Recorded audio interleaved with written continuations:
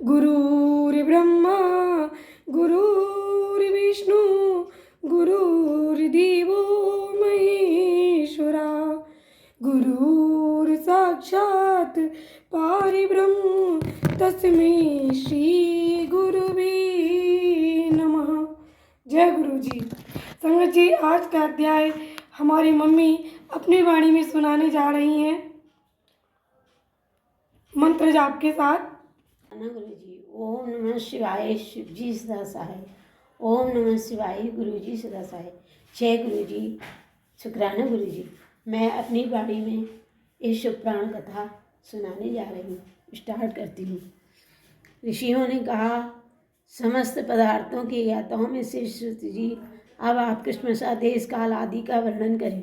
सूत जी बोले, महर्षियों, देव यज्ञ आदि कर्मों में अपना शुद्ध ग्रह समान फल देने वाला होता है, अर्थात अपने घर में किए हुए देव यज्ञ आदि शास्त्रोक्त फल को सम मात्रा में देने वाले होते हैं। गौशाला का स्थान घर की अपेक्षा 10 गुना फल देता है।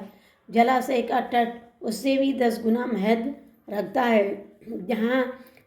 तथा जहाँ बेल, तुलसी एवं पीपल वृक्ष का मूल निकट हो, वो स्थान जलाशय के तट से भी 10 गुना फल देने वाला होता है।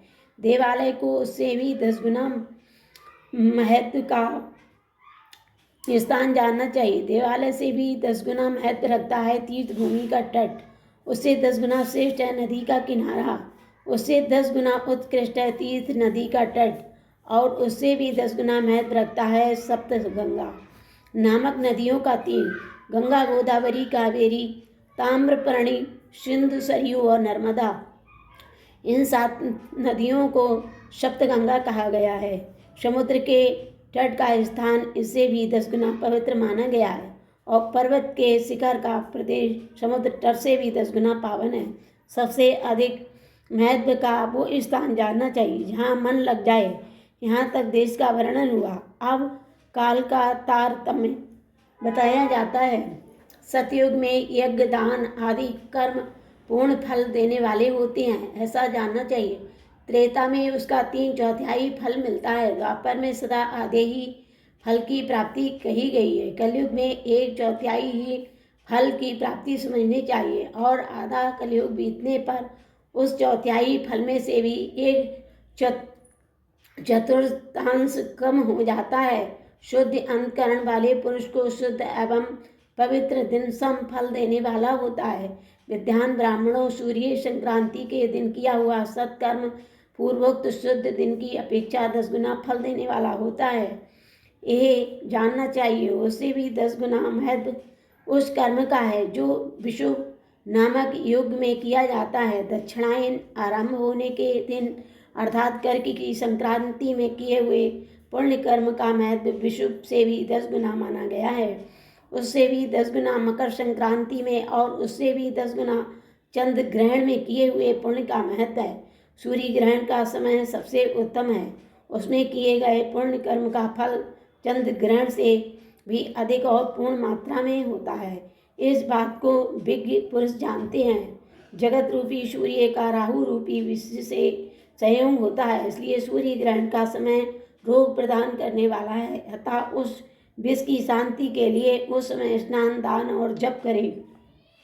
यह काल विष की शांति के लिए उपयोगी होने के कारण पुण्यफल माना गया है। जन्म नक्षत्र के दिन तथा व्रत की पूर्ति का दिन समय सूर्य ग्रहण के समान ही समझा जाता है, परंतु महापुरुषों के संग का काल करोड़ों सूर्य ग्रहण के समान पावन है, ऐसा ज्ञानी पुरुष जानते मानते हैं।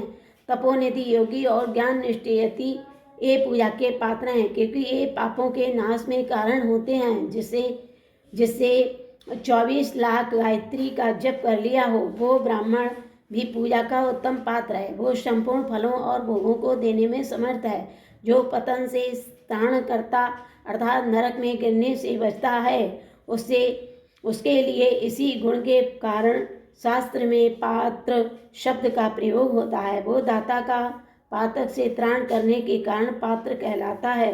गायत्री अपने गायक का पतन से त्राण करती है, इसलिए वो गायत्री कहलाती है। जैसे इस लोक में जो धनहीन है वो दूसरे को धन नहीं देता, जो यहाँ धनवान है वही दूसरे को धन दे सकता है। उसी तरह जो समय शुद्ध और पवित्र आत्मा है वही दूसरे मनुष्यों का त्राण या उद्धार कर सकता है। जो गायत्री का जप करके शुद्ध हो गया है वही शुद्ध ब्राह्मण कहलाता है। इसलिए दान, जप, होम और पूजा सभी कर्मों के लिए वही शुद्ध पात्र है। ऐसा ब्राह्मण ही दान तथा रक्षा करने की पात्रता रखता है। स्त्री हो या पुरुष, जो भी भूखा हो वही अन्नदान का पात्र है। जिसको जिस वस्तु की इच्छा हो उसे वो वस्तु बिना मांगे ही दे दी जाए तो दाता को उस दान का पूरा पूरा फल प्राप्त होता है। ऐसी महर्षियों की मान्यता है, जो सवाल या याचना करने के बाद दिया गया हो वो दान आधा ही फल देने वाला बताया गया है। अपने सेवक को दिया हुआ दान 1/4 फल देने वाला होता है। विप्रवरों, जो जाति मात्र से ब्राह्मण और दीनता पूर्ण वृत्ति से जीवन बिताता है उसे दिया हुआ धन का दान दाता को इस भूतल पर 10 वर्षों तक भोग प्रदान करने वाला होता है। वही दान यदि वेद वेत्ता ब्राह्मण को दिया जाए तो वो स्वर्ग लोक में देवताओं के वर्ष से 10 वर्षों तक दिव्य भोग देने वाला होता है। शील और उच्च वृत्ति से लाया हुआ और गुरु दक्षिणा में प्राप्त हुआ अन्न धन शुद्ध द्रव्य कहलाता है। उसका दान दाता को पूर्ण फल देने वाला बताया गया है। क्षत्रियों का शौर्य से कमाया हुआ, वैश्यों का व्यापार से आया हुआ और शूद्रों का सेवा व्रत से प्राप्त किया हुआ धन भी उत्तम द्रव्य कहलाता है। धर्म की इच्छा रखने वाली स्त्रियों को जो धन पिता एवं पति से मिला हुआ हो उसके लिए वो उत्तम द्रव्य है। गौ आदि 12 वस्तुओं का चैत्र आदि 12 महीनों में किस्मसा दान करना चाहिए। गौ, भूमि, तिल, सुवर्ण, घी, वस्त्र, धान्य, गुड़, चांदी, नमक, कोहड़ा और कन्या, ये ही वे 12 वस्तुएं हैं। इनमें गोदान से कायिक, वाचक और मानसिक पापों का निवारण तथा कायिक आदि पुण्य कर्मों की पुष्टि होती है। ब्राह्मणों, भूमि का दान इहलोक और परलोक में प्रतिष्ठा आश्रय की प्राप्ति कराने वाला है। तिल का दान बलवर्धक एवं मृत्यु का निवारक होता है। सुवर्ण का दान जठराग्नि को बढ़ाने वाला तथा वीर्यदायक है। घी का दान पुष्ट कारक होता है। वस्त्र का दान आयु की वृद्धि कराने वाला है, ऐसा जानना चाहिए। धान्य का दान अन्य धन की समृद्धि में कारण होता है। गुड़ का दान मधुर भोजन की प्राप्ति कराने वाला होता है। चांदी के दान से वीर्य की वृद्धि होती है। लवण का दान सड्रस भोजन की प्राप्ति कराता है। सब प्रकार का दान सारी समृद्धि के सिद्धि के लिए होता है। बिग पुरुष कुष्मांड के दान को पुष्टदायक मानते हैं। कन्या का दान आजीवन भोग देने वाला कहा गया है। ब्राह्मणों, भो लोक और परलोक में भी संपूर्ण भोगों की प्राप्ति कराने वाला है। विद्वान पुरुष को चाहिए कि जिन वस्तुओं से श्रवण आदि इंद्रियों की तृप्ति होती है उनका सदा दान करें।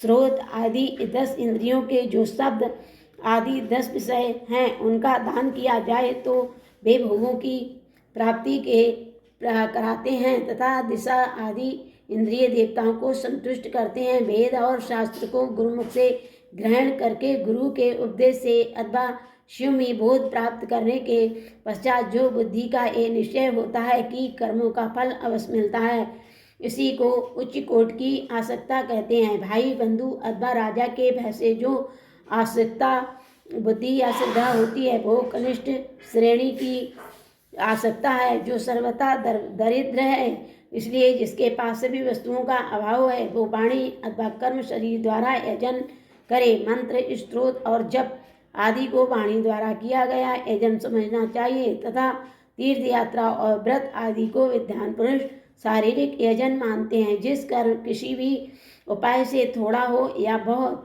देवता तर्पण बुद्धि से जो कुछ भी दिया अथवा किया जाए वो दान या सत्कर्म भोगों की प्राप्ति कराने में समर्थ होता है। तपस्या और दान, ये 2 कर्म मनुष्य को सदा करने चाहिए तथा ऐसे ग्रह का दान करना चाहिए जो अपने वर्ण, चमक दमक या सफाई और गुण सुख सुविधा से सुशोभित हो। बुद्धिमान पुरुष देवताओं की तृप्ति के लिए जो कुछ देते हैं वो अतिशय मात्रा में और सब प्रकार के भोग प्रदान करने वाला होता है।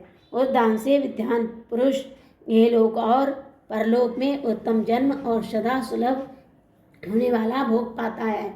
ईश्वरा अर्पण बुद्धि से ज्ञान दान आदि कर्म करके मनुष्य मोक्ष फल का भागी होता है। जय गुरु जी, शुक्राना गुरु जी, अनंतम अनंतम शुक्राना। ओम नमः शिवाय, शिव जी सदा सहाय। ओम नमः शिवाय, गुरु जी सदा सहाय।